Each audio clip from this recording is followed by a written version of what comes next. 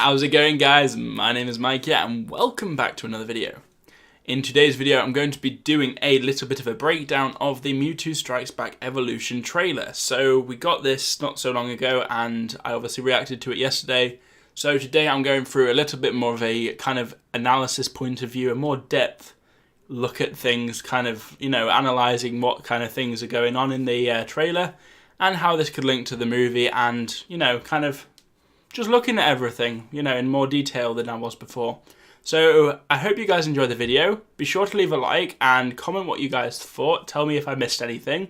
And subscribe for more videos like this. But let's just get straight into the main bit of the content. So I'll see you guys in a bit. Right, so here we have it. We have the first bit of the trailer screen. And it's basically just some Japanese characters. I don't actually know what they say. So that's interesting. But yeah, so we're going to just go through it second by second. I'm not going to watch the whole thing over again.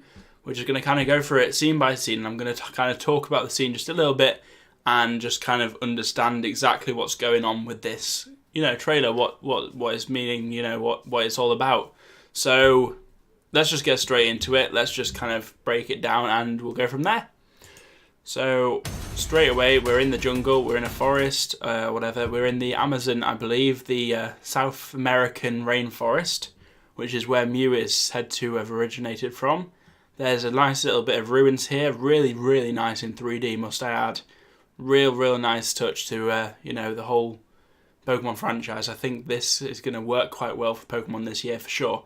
But yeah, so we've got some nice foliage here, we've got some real nice trees, we've got some nice scenery. It looks really hyper-realistic, like super hyper-realistic.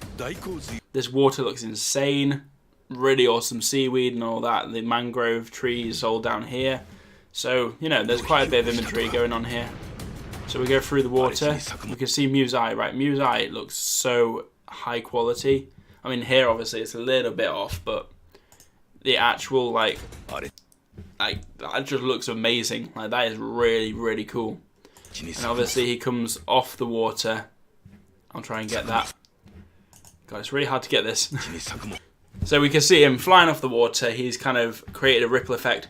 That water was really hyper realistic. Like, the fact that they've actually managed to pull this off is amazing. I'm really impressed. And it's only been, what, like 22 years or something like that since the original movie. So that's really impressive. And the fact they've got all the vines and the trees and the colours and the lighting, really nice. And then obviously the 3D Mew actually looks like it fits. So obviously Mew shoots off, he goes across the jungle, obviously, and he heads towards this mountain, which I don't know where that is exactly, but I know the jungle's obviously in South America, based on what we read in the original games, in the diaries of Mewtwo, how Mewtwo was created. So it'd be really interesting to see this in CGI and actually get a really in-depth understanding of the story.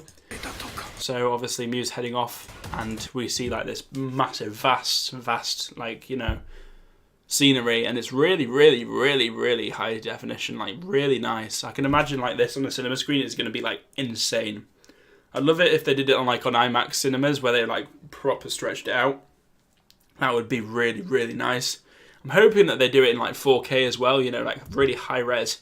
That way, when we get it in our, you know, on our TVs and that sort of thing, we can really push the limits with it. It would look really nice. So, who knows if they'll do that? I don't know. But obviously, it goes towards here. We've got a bit of text. I don't know what it says. But then we go back through towards these ruins, and we see on the wall there's this like little stone almost, like this, not tombstone, but it's like a kind of memorial stone or something in the wall, and it's got like this little pattern on it. It's really interesting, really intricate.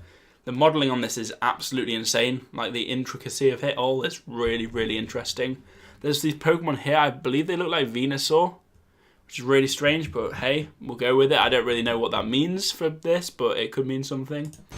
And then we obviously move in, and then we've got the evil guy who's apparently trying to make Mewtwo, and so he's obviously looking at the runes thinking, hey, you know, this is Mew, we need to catch Mew and then make Mewtwo. So he's obviously got big plans. He's got his two accomplices either side of him. Really interesting to see like how the character design is compared to like the flat anime style. Really nice. I think it's a twist that I didn't expect. Like, so looking at other 3D kind of things, like Ruby is an anime that is very 3D based. it's not as crisp and clean as this almost. It's very hard cut, whereas this is quite nice and clean and smooth. Really, really nice effects. So yeah, the textures and everything just really, really make sense. So we'll carry on. And so there's a thing there. I'm not really sure exactly what this is, but it's in a little kind of this glass texture. Wow, it's amazing. So yes, this glass texture, this is like a glass box almost with a bit of like a base something or other. And then you got like this little thing. I'm not really sure what it is, but hey, it's something interesting. It looks like a root or something. So that could mean something. I don't really know. But we'll obviously move on. And there's like this whole display on here. So they've booted up like the whole computers that are meant to build Mewtwo from the genetics of Mew. Really, really nice little HUD display. You know, got all these little characters and signatures and weird languages and this DNA strand and stuff. Really, really nice touch. Really good touch. So then we've obviously got here, they're obviously, from what we can see, they're absorbing the energy of different Pokemon. So we've got on the left Blastoise, in the middle Venusaur, and in the right Charizard.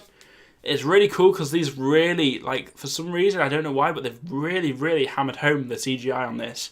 Like, these look really, like, glass-like. They're quite amazing, to be honest with you. These ones don't have anything in them. It's just these three for now, but that's obviously something to do with the storyline or something to do with it all.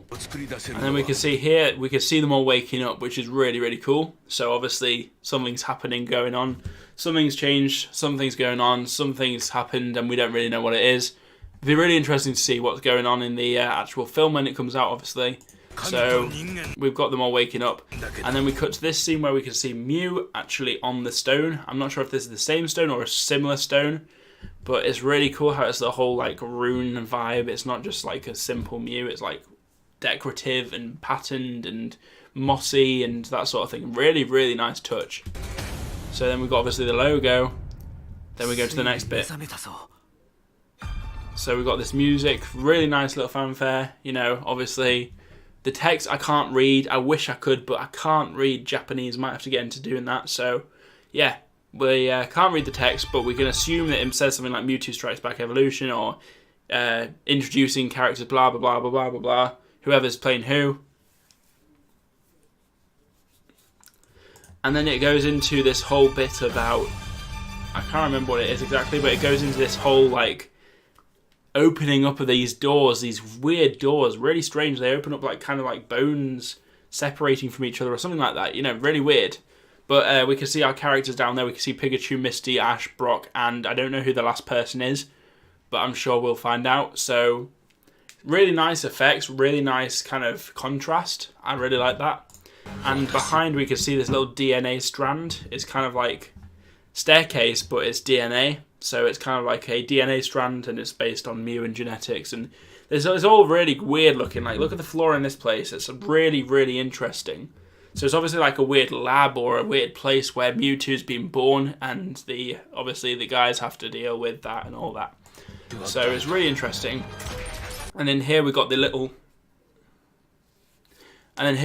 sockets kind of leaving the area with the Pokemon inside of them. Possibly, we don't really know because we don't see it. But it's super, super cool how they do that. You know, they give us a bit of like, you know, a bit of evidence on how things happen, basically how things pan out. And then obviously we've got Mewtwo here itself. Like, this looks insane. I can't wait for the actual scene where he's like bursting out of it or whatever. It'd be really, really cool to watch that in like full HD CGI. Really interesting. So obviously we go around Mewtwo, and then we move on and we see Mewtwo rise from the heavens above. And here,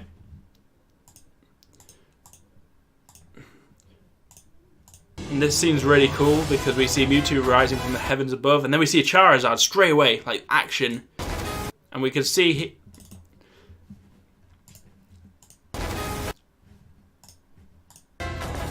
Charizard straight away, and we can see here that we've actually got Pokemon here. So we've got Tentacruel and we've got Vaporeon in the background. Really nice touch, really nice effect. I love these 3D effects, they look amazing. So obviously we've got that there. And then we've got Mewtwo coming down. Looks insane.